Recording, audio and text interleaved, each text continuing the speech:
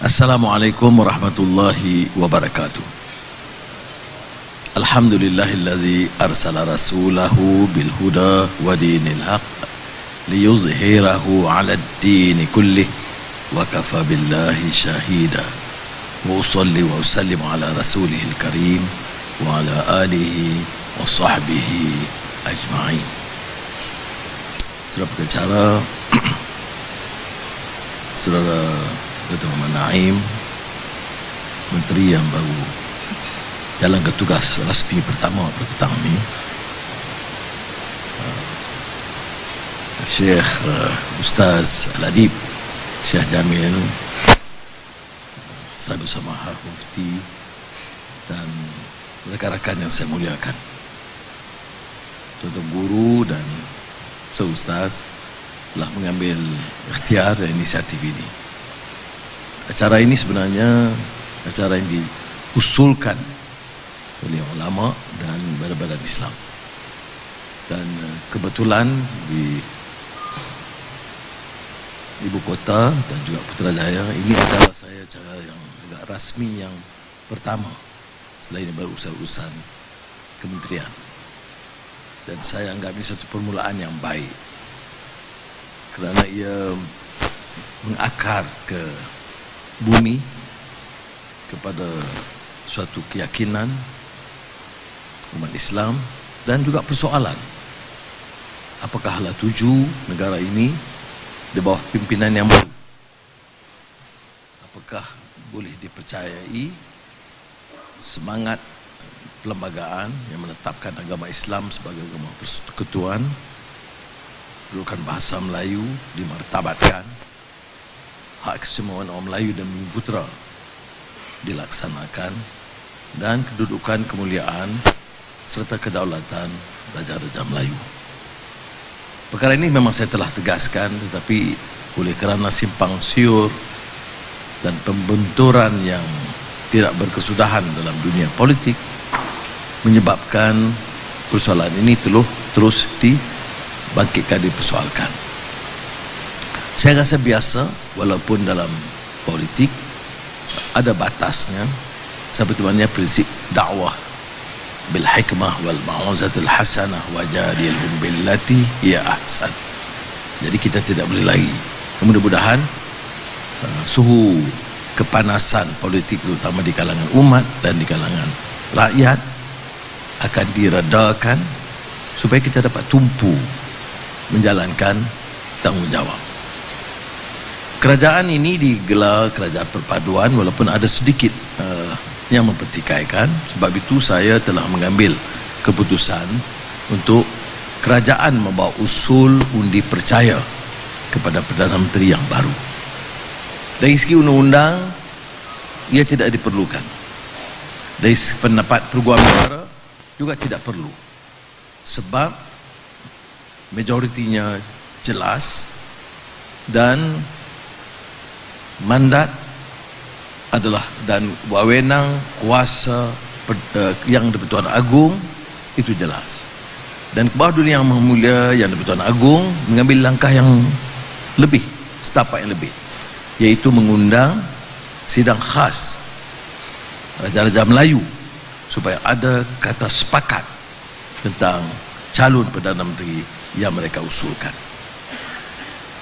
Yang di-Pertuan Agong mengambil pendekatan mengikut perlembagaan, walaupun ini dipertikai oleh setengah-setengah tokoh Melayu dan Islam.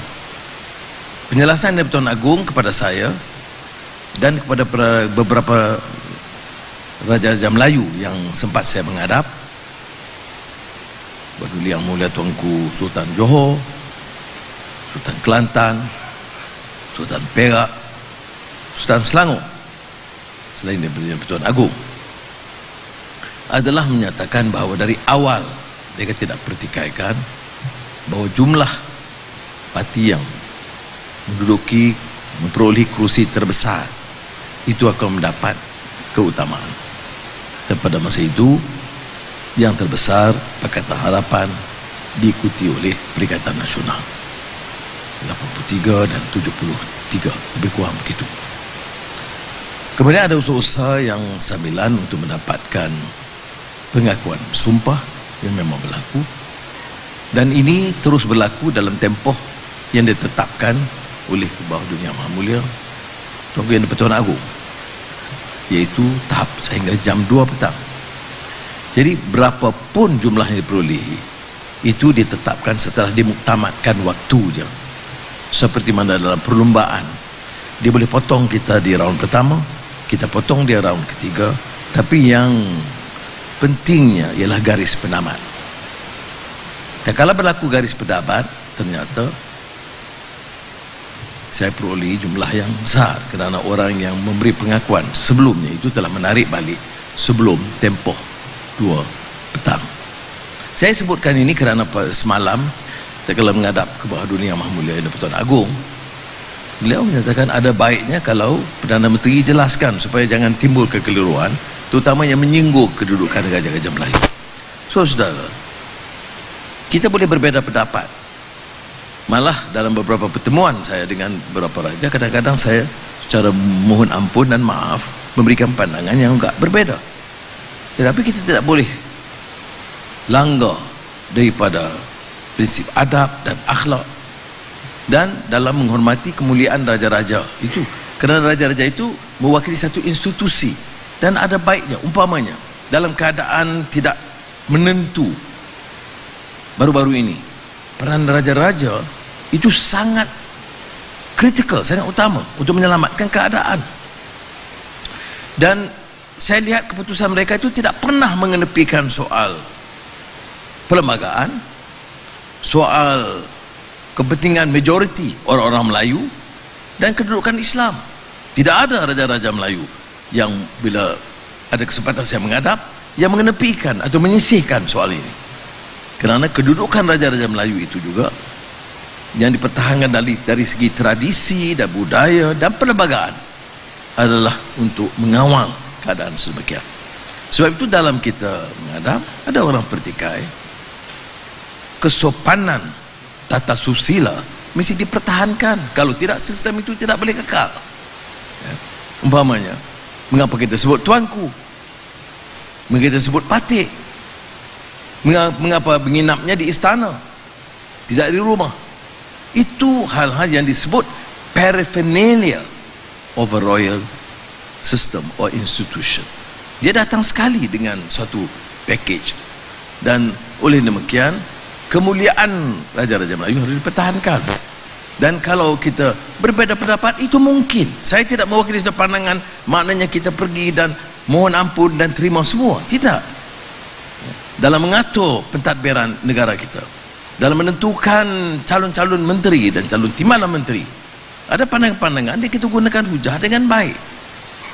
Tetapi akhirnya dalam sistem ini, perkenan dulu Yang Maha Mulia Raja-Raja Melayu, khususnya Yang di-Pertuan Agong, itu penting. Saya tak boleh umumkan senarai jemaah menteri kalau Yang di-Pertuan Agong, walaupun perlembagaan itu mengenaki untuk Yang di-Pertuan Agong itu menerima saranan Perdana Menteri, tetapi Yang di-Pertuan Agong boleh melengahkan. Dia tak mahu angkat sumpah esok, tangguh sebulan atau 3 bulan. Jadi menimbul ketegangan politik dan ketegangan dalam sistem tata kelola negara.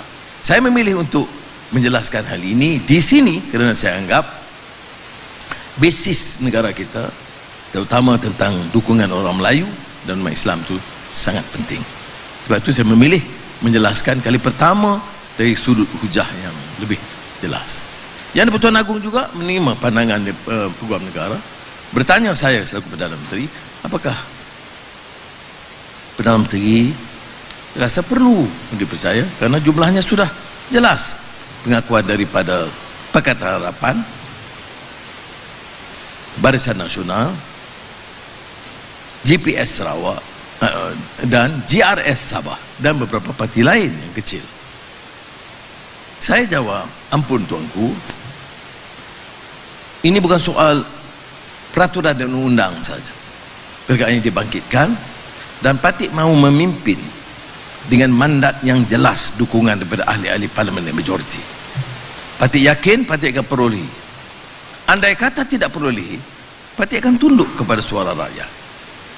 Jadi untuk orang menyatakan dan tohmah seolah-olah parti itu mengenepikan semua semata-mata untuk rebut kuasa, parti akan buktikan insya-Allah hal ini tidak benar. Makanya Pertuan Agong kata insya-Allah dia doakan semuanya baik berjalan dengan baik. Saudara-saudari, ini ada kaitan dengan apa yang disuarakan oleh saudara. Politik itu dikatakan tempat simpang siur segala pandangan dan parti. Dan semasa kempen pilihan raya, seringkali suhunya itu meningkat dan ada kalanya mengganas. Tetapi matlamat kita adalah untuk menjaga negara. Saya mohon kepada Allah SWT dan saya terima baik pandangan dan teguran rakan-rakan supaya kuasa itu tidak menyebabkan kita rasa angkuh dan takabur. Saya duduk di sini sebelah Syekh Jamil dan Dr. Naim, tidak merasa apa-apa kemegahan. Saya syukur kepada Allah Taala karena saya merasakan perlu kita buktikan bahawa politik itu bukan kesempatan kita untuk bina kekayaan, tunjuk kehebatan dan keangkuhan ataupun memperkayakan sanak saudara kita, kerana tak dapat kita nafikan sistem kita itu seolah-olah menyebabkan rakyat termasuk umat Islam merasa sinis,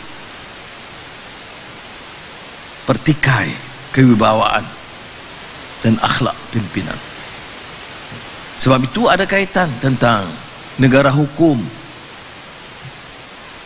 mesti patuh kepada undang-undang. Saya tidak pernah bagi jaminan pada sesiapa untuk menyatakan akan terlepas daripada hukuman sekiranya diputuskan oleh hakim yang bebas dan adil. Karena kalau saya mau kompromi, saya sudah jadi Perdana Menteri bertahun-tahun dulu. Begitu juga kebebasan, profesionalisme, badan-badan penguasaan. Saya ada beberapa pertemuan dengan Ketua Polis Negara, SPRM, Peguam Negara dan lain-lain institusi, dan memberikan kesan yang sama. Saya mau buktikan bahawa ada orang Melayu, anak Melayu yang gunakan kuasa dia untuk menjaga dan membela nasib rakyat terbanyak. Saya nak buktikan bahawa orang yang percaya kepada Islam itu dihormati, diyakini kerana prinsip rahmah dan keadilan yang ditegakkan. Dan mudah-mudahan kita sama-sama mendoakan kata Allah SWT, mudah-mudahan dapat dicapai. Tetapi seperti mana yang juga disebut, dan ini bukan perkara baru, apa yang kita lihat dalam mengikut sejarah, timbul yang Khawarij untuk umpamanya, dan juga pertempuran, pergaduhan sesama sendiri sama orang Islam. Kalau ikut sejarah memang berlaku yang dikatakan 30 years war di antara Katolik dan Protestan yang menyebabkan berjuta orang meninggal dunia, korban. Di zaman Mao Zedong puluhan juta orang Cina korban dari tindakan kekejaman komunis. Di Rusia, di zaman Stalin, jutaan yang disumbat ke penjara tanpa bicara dan dibunuh dan hilang entah ke mana. Tetapi mutakhir ini, perkara ini menimpa umat Islam. Sebab itu di Malaysia ini kita harus lebih waspada agar penyakit ini tidak parah dan menimbulkan perpecahan yang sukar diobati. Peranan ulama bersama umara, guru-guru agama untuk membantu membendung. Tugas kita adalah mendidik, dakwah, memberikan kesedaran dan mempertahankan apa disebut tradisi ilmu dan tradisi akliyah yang juga disebut oleh Profesor Naqib Al-Atas dan seluruh sejarah umat Islam itu, bahwa dididik dengan kefahaman, tetapi ditambah juga dengan kasih sayang. Saya mohon jadi Syekh Jamil berucap dulu, dia kata tak payah, memadai ente peringatkan tentang hadis Nabi Muhammad sallallahu alaihi wasallam, ar-rahimun yarhamur rahman irhamu man fil ard yarhamkum man fis sama, yang juga saya jadikan moto dalam seluruh kempen baru-baru ini, yaitu dalam politik, dalam didikan, di pondok, sebagai Perdana Menteri dan Menteri-Menteri, dia tidak boleh lepas daripada asas kerja kita untuk kasih sayang, compassion, love. Dan ini kepada orang Islam, bukan Islam. Dan kalau di kalangan pahaman Islam ini yang saya faham, ini tutup guru ada, saya dah faham banyak, saya tak berani, yaitu dia kekuatan Islam ini ialah pahamannya itu yang menyeluruh, yang merentas bukan saja manusiawi tetapi haiwan, pohon-pohon, bukit bukau dan bumi, menunjukkan rahmat itu. Ini kekuatan. Sebab itu tadi juga disebut tadi, wa kadzalika ja'alnakum ummatan wasata litakunu syuhada'a 'alan nas wa yakuna ar-rasulu 'alaikum syahida. Umat yang disebut keseimbangan yang sederhana itu adalah umat yang mempertahankan kesederhanaan itu, yang tidak terburu-buru dengan kemarahan, dengan hukuman, dengan mengkafirkan atau merendahkan derajat orang, apa lagi fitnah. Jadi sebab itu kita kena selamatkan keadaan. Dan saya ucap jazakumullah khairan kathiran kerana badan-badan Islam, ulama dan ustaz-ustaz mengambil inisiatif ini, memberi ruang kepada saya untuk menjelaskan keperluan kita, mengangkat semula martabat kita. Saya yakin insya-Allah orang Melayu dan martabat Islam boleh kita tingkatkan dengan pimpinan yang punya ketegasan untuk membela nasib rakyat terbanyak. Itu keyakinan saya. Maknanya sama ada melalui sistem pendidikan kita yang harus kita perbaiki, letakkan anak muda yang punya kefahaman yang jelas untuk memimpin ini, atau melalui sekolah-sekolah agama, sekolah pondok, mahat tahfiz, semuanya, tetapi dengan satu pahaman yang membina, tidak merobohkan. Saudara-saudari, saudara-saudara, memang senang untuk merobohkan, sukar untuk membina. Saya kebetulan diberi mandat dalam keadaan hutangnya lebih daripada 1 triliun ringgit. Daripada setiap agensi harus kita teliti di mana bocornya, di mana tirisnya. Dan ini bukan fitnah. Saya kerja kuat meneliti file-file. Sebab itu beberapa projek itu kita tangguhkan, teliti semula atau batalkan. Bukan maksudnya, bukan untuk mencerca mana-mana tokoh politik. Saya tidak sebut nama tokoh politik, tapi saya kata projek tebatan banjir, kerana banjir itu menyiksa rakyat, dan yang jadi mangsa itu orang miskin, dan majoriti yang miskin itu Melayu. Sebab itu kalau kita nak belanjakan, kita kena teliti. Ini soal governance. Ini yang dilakukan oleh Umar Abdul Aziz. Governance. Soal dia zuhud, dia solat malam, soal akhlak dia yang baik, itu ya. Tetapi mengurus negara itu harus dengan ketertiban peraturan negara yang betul. Jadi bila saya lihat umpamanya diluluskan dengan spontan projek-projek tebatan banjir dan syarikat-syarikat dia pertikai, beberapa persoalan tidak dijawab, saya minta ditangguhkan, diteliti semula. Jadi besok insya-Allah saya ke Kementerian Keuangan, saya akan kaji. Dan itu benar, itu bukan fitnah. Memang diluluskan, tapi belum dilaksanakan kerana pilihan raya. Jadi hari pertama saya di Kementerian Keuangan, pegawai kata ya sudah diluluskan tapi belum dilaksanakan. Ini sebagai contoh. Jadi tak perlu jadi hal politik. Hari pertama saya jadi Menteri Keuangan, Dan saya tahu sepanjang kempen kita bercakap soal 8-22-8. Semua orang faham apa dia 8-22-8. Maka saya kata, perkara ini kuasa Menteri Kewangan. Tentunya kelulusan jemaah menteri dan kabinet. Saya tidak tunggu. Kebetulan saya Menteri Kewangan, saya Perdana Menteri. Terus saya arahkan peringkat ini, ya, kita turunkan dulu. Daripada dulunya 8 naik 22, saya kata turun balik 8 sebelum dibuat kajian teliti. Sudah. Kalau nak tunggu kajian 3 bulan lagi, saya datang balik ke Tuan Guru Syekh Jamil, dia tanya, ni entah dah 2 minggu dah, kenapa judi tak turun lagi, anda tak kerti jawab. Jadi sebab itu kita ambil langkah-langkah segera, ya.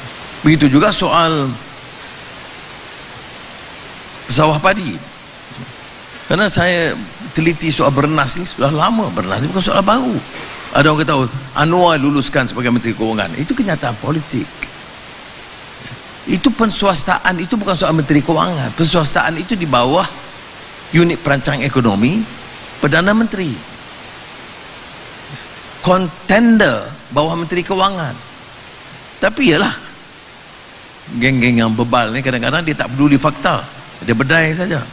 Tapi kena ingat, kita cakap itu dengan serban kita, ya, dengan jubah kita, kemudian kita buat kenyataan palsu begini. Tidak boleh. Sebab itu yang disebut tradisi ilmu ini termasuk ini. Tradisi ilmu bukan soal ibadat saja, soal kenegaraan itu perlu. Jadi sebab itu, setelah teliti, saya faham monopoli beras ini. Saya panggil, saya telefon, tak sempat jumpa dia, kalau saya nak umum cepat. Saya telefon Tan Sri Syed Mokhtar. Dia berjaya dalam banyak bidang dan kita bangga kita boleh bagi kerjasama dalam beberapa bidang lain. Tapi saya kata janganlah bidang lain, bidang yang menyebabkan keuntungan yang tinggi diambil, kemudian pesawah padi itu di antara paling miskin di negara kita. Semua kita tahu. Semenanjung Tanah Melayu, siapa yang miskin? Majoriti Melayu. Yang terlebih teruk miskinnya adalah sebahagian orang India dan orang asli. Tapi di majoriti kalangan Melayu yang miskin itu adalah pesawah padi. Kedah, Utara Perak, Kelantan. Saya ada mandat, gunalah kuasa di bidang sana. Jadi saya beritahu Tan Sri Syed Mokhtar, saya tahu belum ada teliti, saya tahu belum ada mesyuarat, saya tahu Kementerian Kewangan belum meneliti atau menelusuri hal-hal yang sedemikian. Tapi saya kata, boleh tak kalau bagi segera, sebab orang miskin susah hidup dia tak sempat tunggu jantung kuasa demi jantung kuasa. Kalau ikut peraturan biasa, saya faham, maka Menteri Kewangan atau Kementerian Kewangan aku panggil mesyuarat, teliti, kaji sana, bincang, itu teliti, kemudian bawa kertas, bawa pertimbangan menteri bawa, kalau perlu bawa ke kabinet. Iya, tapi saya kata tak kepada Tan Sri Syed Mokhtar, boleh tidak pertimbangkan, bagilah sedikit dulu kepada pesawat-pesawat padi, kerana saya tak sanggup umpamanya berdepan dengan mereka. Saya sudah Perdana Menteri, kemudian tidak mampu berbuat apa-apa. Dan Alhamdulillah Syed Mokhtar mengambil sikap yang sangat positif. Dia tidak tumpu sulit.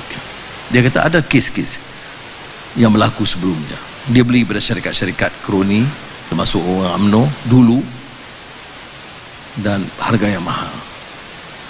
Saya kata kepada dia, saya tak mahu saudara rugi, saya nak hanya beri sebahagian daripada keuntungan itu dipulang kepada orang miskin yang menanam padi. Dia jawab ya. Setelah berunding sedikit lagi, dia kata baik, segera untuk bulan Disember ini 10 juta ringgit dan untuk tahun depan 50 juta ringgit.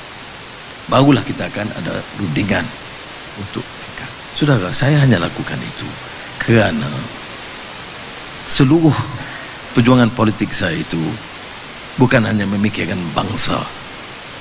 Dalam bangsa Melayu ni, bagi saya pikirkan bangsa Melayu yang tertindas, terpinggir dan paling miskin. Itu yang saya cuba lakukan secara kecil-kecilan sebagai permulaan di hari pertama dan kedua. Dan sekarang umpamanya setelah kita bertapak, tentulah saya harus teliti semua dasar-dasar ini ikut peraturan, ya, jatuh kuasa yang berkenaan. Tapi percayalah, yang saya tidak akan tolak ansur. Saya beritahu kepada rakan-rakan jemaah menteri yang saya pilih, Dr. Naim ada, saya yang pertama itu soal tata kelola atau governance, maknanya no corruption. Saya bercakap dengan semua ketua-ketua parti komponen, kalau ada semasa pentadbiran saya selaku Perdana Menteri kes seperti itu, saya minta mandat, saya pecat serta-merta. Saya tidak tolak ansur, ya. Dan ini bukan kenyataan politik, ini keyakinan saya. Saya telah dihumban ke penjara, dipukul setengah mati, ya, dah lama tersiksa, bukan untuk kemudian mendabik dada aku menang, aku sekarang orang nomor satu. Tidak, itu untuk menganggap ini semua ujian dari Allah SWT.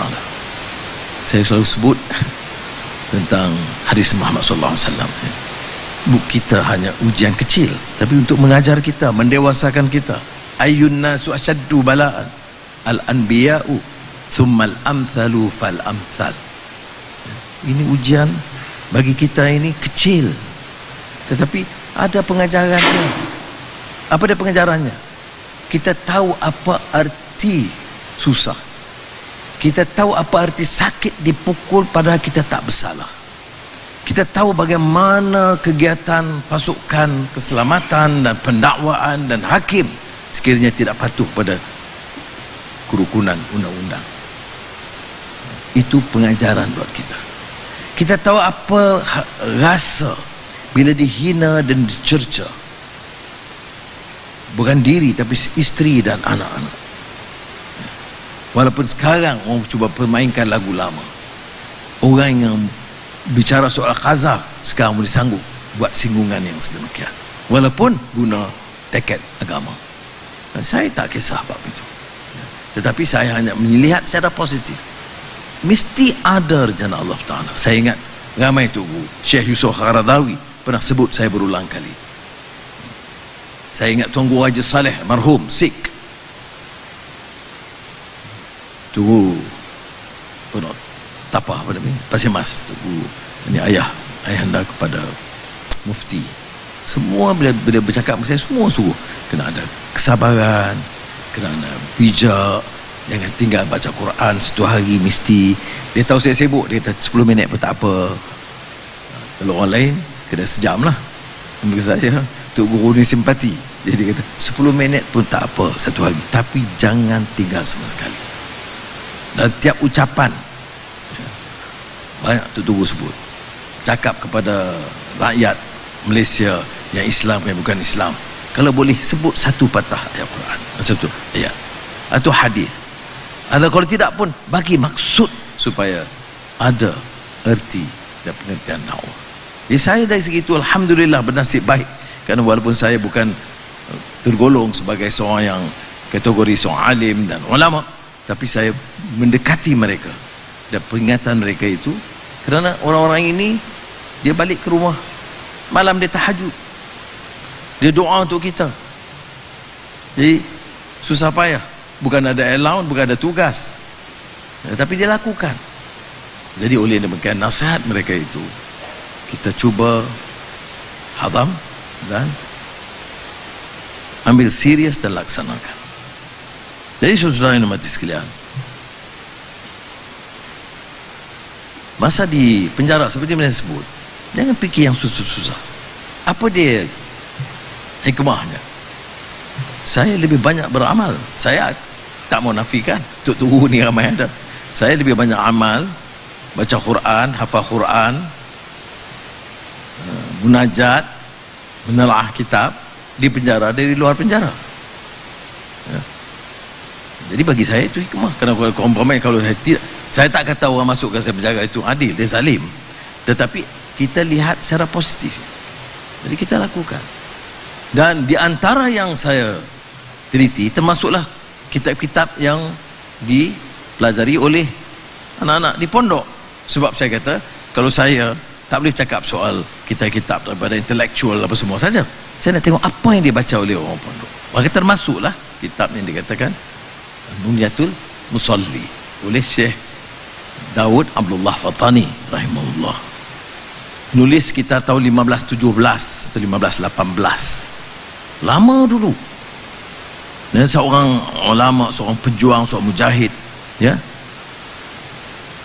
yang terkenal di Kepulauan Melayu, dan kitab ini dibaca sampai sekarang, Nunyatul Musalli. Dan tentulah bila kita di penjara, kita nak carilah supaya sempurnakan ibadah solat kita dan cari semua jenis solat-solat sunat yang disebut supaya kita amalkan, kerana di luar ni kita agak sibuk, ya. Jadi saya memanfaatkan baik.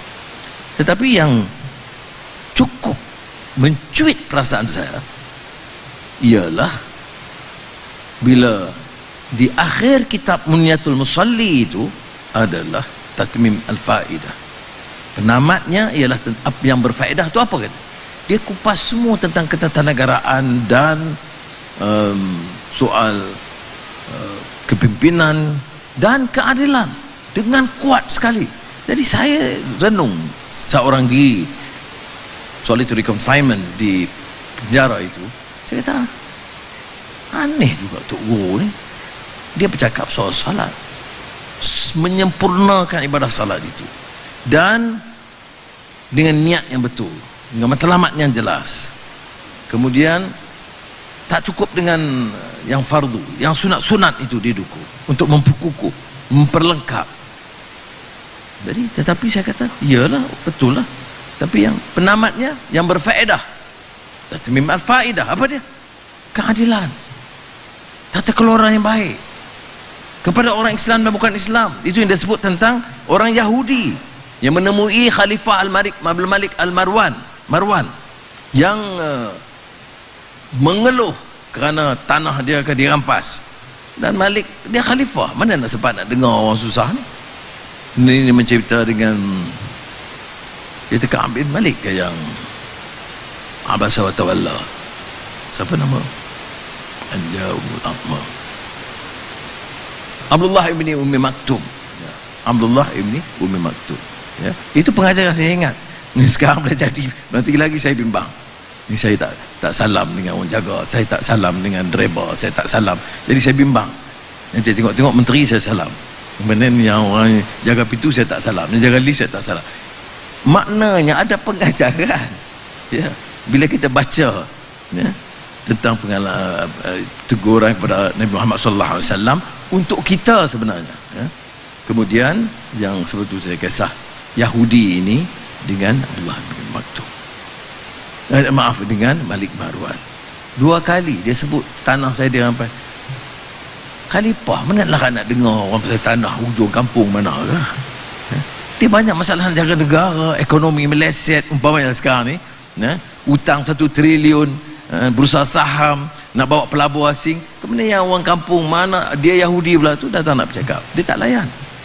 Kali ketiga bila Yahudi itu dalam Nunyatul Musalli ada yang saya tulis dalam ringkasan, tak sepertinya lah, barulah dia tersentak. Dia sebut, ya Amirul Mukminin, dengar sini, saya baca dalam Taurat peringatan supaya jangan ada dirampas dan kezaliman. Barulah diselesaikan masalah dia. Syekh Daud Abdullah Fatani itu boleh, ya, menulis dalam keadaan di Fatani masa itu yang paling kecil jumlah bukan Islam. Kalau di zaman itu 1517 hampir tidak ada orang bukan Islam, tapi ulama Sunnah wal Jamaah, tasawuf. Tapi lihat kefahaman dia, keprihatinan dia yang cukup luar biasa. Apalagi di negara kita, umat Islam majoriti, tapi bukan Islam ada. Dan seperti mana saya sebut, di semenanjung tanah Melayu majoriti miskin Melayu, tapi yang paling miskin dari yang miskin itu adalah orang etnik India dan orang asli. Apakah salah kalau saya dengan kedudukan saya ada sekarang untuk membantu orang Melayu dan orang India yang paling miskin itu supaya dia lihat, oh ini rupanya tokoh Islam ini bila dia tadbir, dia adil. Dia bukan rasuah, dia bukan zalim, dia akan menghina kaum kami atau pakaian kami atau warna kulit kami. Itu tujuan dan matlamat saya, dan itu yang insya-Allah akan kita lakukan. Jadi pengajaran bila kita baca Munyatul Musalli, sekali lagi perbedaannya kerana kita baca semasa kita di penjara, keseorangan, tanpa gangguan, tak ada mesyuarat, tak ada telefon jawab, tak ada masa nak tengok WhatsApp, memang tidak ada telefon. Ya. Jadi tumpu sepenuhnya. Jadi itu tak mungkin kita perolehi manfaat itu sekiranya kita bebas di luar. Saya tidak anjurkan anak-anak muda nak pergi penjara pula, tak payah. Tetapi saya nak bagi tahu kadang-kadang Allah atur itu dan kita lihat secara positif dan manfaatnya. Sebab itulah saya cuba menukil pengalaman itu dalam rencana kecil yang saya tulis, asalnya dalam bahasa Inggeris semasa di penjara dan diterbitkan oleh Critical Muslim di London.